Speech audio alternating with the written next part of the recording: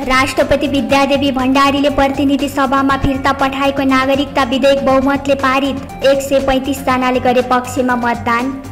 गुरुङलाई महासचिव बनाउने प्रचण्डको प्रस्ताव। पुन र शर्मालाई उपमहासचिवमा व्यवस्थापन र अध्यक्ष प्रचण्डले शुक्रबार बस्ने बैठकद्वारा पदाधिकारीको नाम प्रस्ताव गर्ने।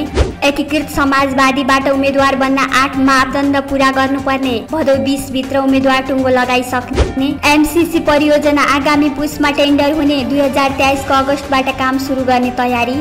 संघीयता खारेजको नभई सुधारको माग गरेको राष्ट्रिय स्वतन्त्र पार्टीका सभापति रवि लामिछानेको स्पष्टोक्ति। प्रदेशका धेरै संरचना देशका लागि बोझ भएकाले प्रदेश निर्वाचनमा सहभागी नहुने निर्णय गरेको जिकिर। लिग कोडदेखि सिराञ्चोक हुँदै गोर्खा दरबारसम्म खुला म्याराथन दौड प्रतियोगिता हुने। प्रतियोगिताको उपाधि विजेतालाई 1,50,000 रुपियाँ पुरस्कार।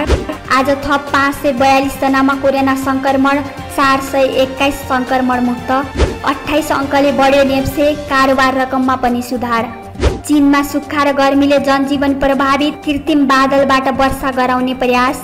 र एन्फालाई फुटबलका मुख्य प्रशिक्षक अल मुताइरीको जवाफ पत्रमा उल्लेख गरिएको विषय भने अध्ययनपछि सार्वजनिक गरिने। यी र यस्तै विस्तृत समाचारको लागि हाम्रो युट्युब च्यानललाई सब्स्क्राइब गर्न नबिर्सनुहोला। नमस्कार।